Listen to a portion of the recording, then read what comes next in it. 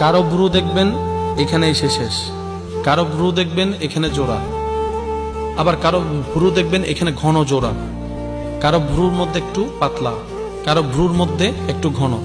আপনার এই ভ্রুটা ধরে দেখেন সফট নরম, ধরে দেখেন, দেখেন শক্ত না নরম? যারা ভ্রু ফ্লাক করে তাদের এখানে একটু ধরে দেখেন,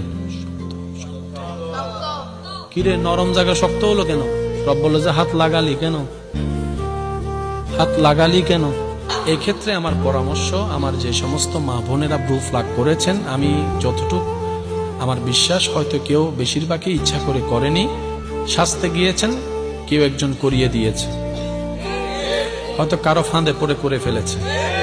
যদি এমন কেউ থাকেন, আমার আওয়াজ শুনছেন, আমি বলবো আপনি প্রথমে আল্লাহর কাছে তওবা করেন, প্রথম কাজ এটা, আল্লাহর কাছে সাহায্য চান, দেখবেন আল্লাহ তাআলা আপনার ভ্রুকে আবার কুদরতি ব্যবস্থাপনায় আগের চাইতে আরো সুন্দর সাজায় দিবে। সুবহানাল্লাহ।